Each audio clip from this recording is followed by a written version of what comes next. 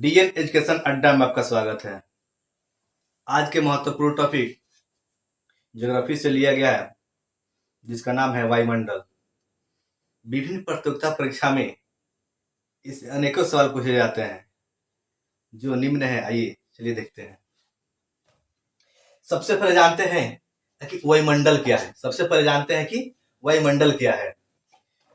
पृथ्वी के चारों ओर विभिन्न गैस, ये हमारा पृथ्वी है, इसके चारों ओर विभिन्न प्रकार की गैस है।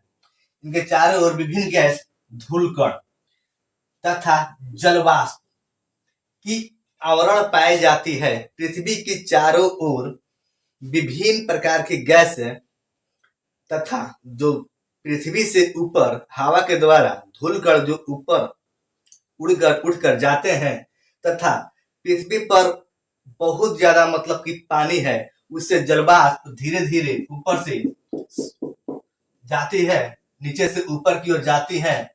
उन्हीं के आवरण मतलब क्या होता है, मतलब परत होता है। आवरण मतलब कवर होता है शरीर के ऊपर, जैसे हम लोग का चमड़ा है, एक प्रकार का आवरण है। उसी आवरण को क्या बोलते हैं हम? वायुमंडल बोलते हैं।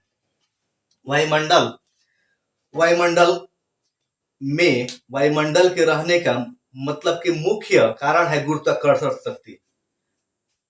वायुमंडल में मतलब कि वायुमंडल के मिलने का मुख्य कारण है जो है गुरुत्वाकर्षण शक्ति। अगर वायुमंडल को इस पृथ्वी पर से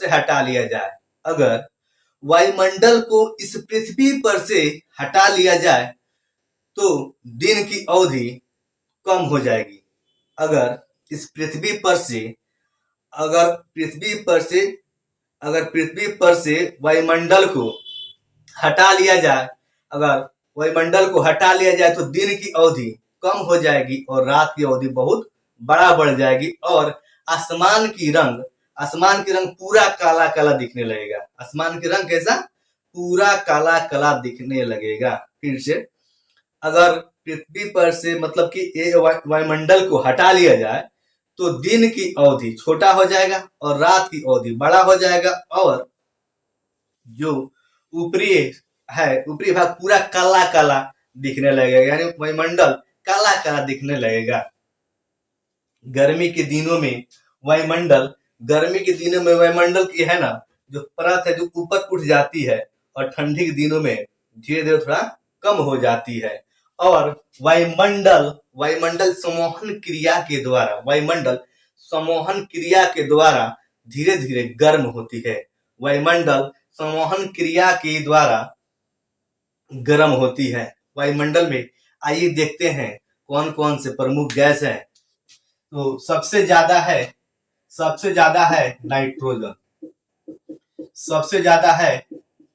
नाइट्रोजन, जिसे हम N2 के नाम से जानते हैं, जिसका संकेत क्या होता है?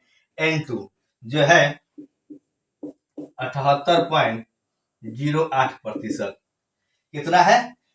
78.08%। लेकिन अधिकतर आपको बुक में मिलेगा कितना? 78%। कितना मिलेगा? 78%, यानी ऑक्सीजन है। चलिए ऑक्सीजन देखते हैं।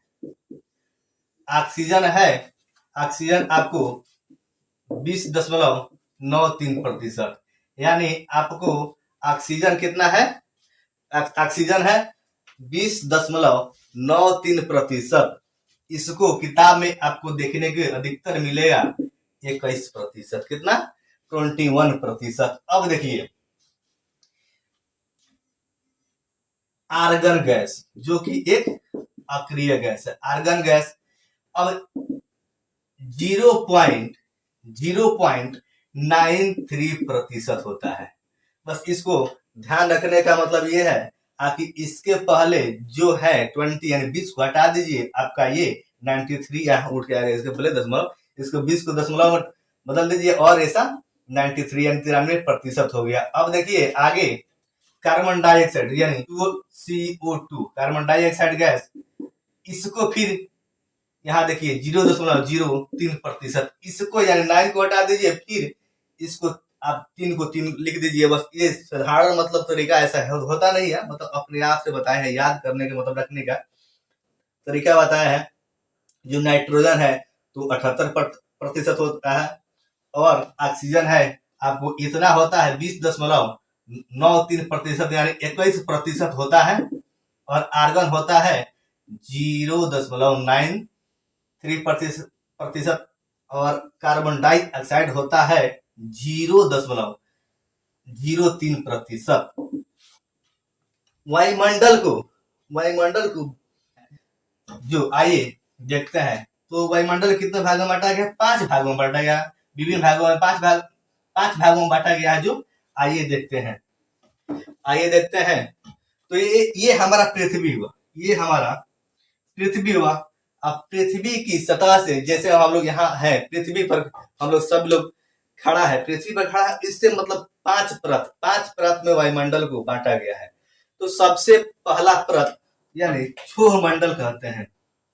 सबसे पहला, सबसे नीचे का जो हम लोग का मतलब है, जो सबसे नीचे का जो मंडल है उसे क्षोभ मंडल कहते हैं। यानी क्वेश्चन पूछा जाता है पृथ्वी से सटे हुए कौन सा मंडल है, तो क्या हो जाएगा? क्षोभ मंडल। पृथ्वी से सबसे निकट कौन सा मंडल है, तो क्षोभ मंडल। ये सब क्वेश्चन होता है। चाहे सबसे नीचे कौन सा मंडल होता है, तो क्षोभ मंडल होता है। चलिए देखते हैं। इस साइड को क्या बोलते हैं? ध्रुवीय क्षेत्र। इस साइड को बोलते हैं विषुवतीय क्षेत्र बोलते हैं, जिसकी ऊंचाई ध्रुवीय क्षेत्र में 8 किलोमीटर और विषुवतीय क्षेत्र में 18 किलोमीटर होती है। इसकी गर्मी के कारण, गर्मी के दिनों में विषुवतीय क्षेत्र की जो चौड़ाई है वो बढ़ जाती है, और ठंडी के दिनों में ध्रुवीय क्षेत्र की जो ऊंचाई है थोड़ा कम हो जाती है। और इसका एक खास बात यह है कि 165 मीटर ऊंचा जाने पर, 165 मीटर ऊंचा जाने पर 1 डिग्री सेल्सियस तापमान की कमी होती है, और 1 किलोमीटर ऊपर जाने पर 6.4 डिग्री सेल्सियस की तापमान की कमी होती है। और एक और खास बात इसमें यह है कि क्षोभ मंडल में ही जैसे मौसमी घटनाएं, बारिश का होना, बिजली का गरजना, आंधी तूफान किसमें होता है? तो ये क्षोभ मंडल में ही होता है। और इसका जो भी है, जितनी भी है मौसमी घटनाएं इसी की अंतर्गत आते हैं। और दूसरा होता है जो क्षोभ मंडल के बाद समताप मंडल। इसमें क्या होता है? समताप मंडल। दूसरा क्या होता है? समताप मंडल। इसमें एक समान ताप पाई जाती है, मतलब कि क्षैतिज, एक समान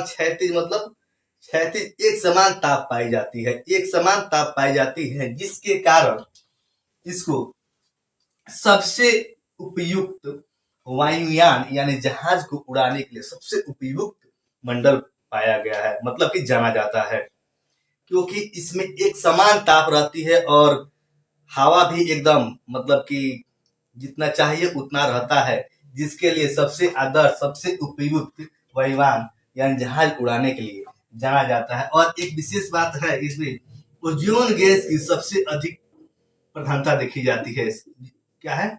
ओजोन गैस की सबसे अधिक प्रधानता देखने को मिलती है। जो ऑक्सीजन की कितने? एक अणु में 3 परमाणु। ऑक्सीजन कितने? एक अणु में 3 परमाणु। जो सूर्य की तरफ से आने वाली पराबैंगनी किरणों की ये अवशोषित कर लेती है। ओजोन गैस सूर्य की तरफ से आने वाली पराबैंगनी किरणों की ये अवशोषित कर लेती है, और पृथ्वी से CFC क्लोरोफ्लोरोकार्बन जो गैस निकलती है, जिसके कारण सबसे ज्यादा इस पे ओजोन गैस पर धीरे धीरे छिद्र होते जा रहा है, जो अब जो सूर्य से निकलकर पराबैंगनी किरणें आएगी, इसमें तो छिद्र होते जा रहा है। किसके कारण? CFC क्लोरोफ्लोरोकार्बन के कारण इसमें छिद्र हो रहा है। अब उधर से पराबैंगनी किरणें आ रही है, तो जो कि ये ओजोन गैस है जो उसको रक्षा कवच के रूप में रहता है, उसको अवशोषित कर लेता है, लेकिन इसके छिद्र करने के कारण वो धीरे धीरे पृथ्वी की तरफ आना शुरू कर रही है। आना शुरू करे तो सबसे खतरनाक बीमारी जो कैंसर की उत्पन्न करती हैं, जो पराबैंगनी किरणें होती हैं, ये कैंसर जैसी बीमारी को उत्पन्न करती हैं। तीसरा होता है मध्यमंडल, जिसके रसायन मंडल के नाम से भी जाना जाता है। उल्का जैसी घटनाएं इस मध्यमंडल में ही घटित होती है। उल्का जैसी घटनाएं ये मध्यमंडल में ही घटित होती है। और चौथा, नीचे से क्षोभ मंडल, सप्ताह मंडल, मध्यमंडल, और चौथा है आयन मंडल, जिसे आयनिक मंडल भी कहते हैं।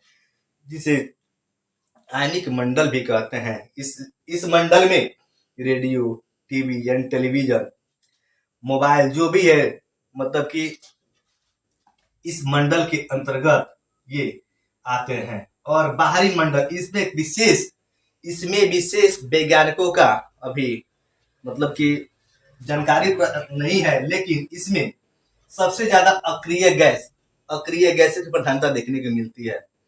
Helium, neon, argon, krypton, xenon.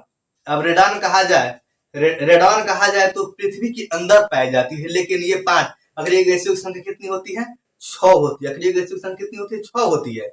Helium, neon, argon, krypton, radon और जेनॉन। लेकिन रेडॉन पृथ्वी के आंतरिक भाग में पाई जाती है, पृथ्वी के अंदर पाई जाती है। बाकी ये 5 गैस ऊपर पाई जाती है, देखने को मिलती है। ये जो मुख्य रूप से ब्रह्मांड में कहा जाता है सबसे ज्यादा कौन सी गैस है? तो हाइड्रोजन कौन सा है? हाइड्रोजन हल्का होने के कारण सबसे ऊपर रहता है। जो गैस जितना हल्का रहेगा सबसे ऊपर रहेगा, जो गैस सबसे भारी रहेगा वो सबसे नीचे रहेगा, यानी कार्बन डाइऑक्साइड और ये हाइड्रोजन। और अक्रिय गैस जो इसमें हाइड्रोजन हीलियम है। तो दोस्तों आज की क्लास में इतना ही। अगर मेरा वीडियो पसंद है लाइक जरूर कीजिएगा और मेरे चैनल सब्सक्राइब जरूर कीजिएगा।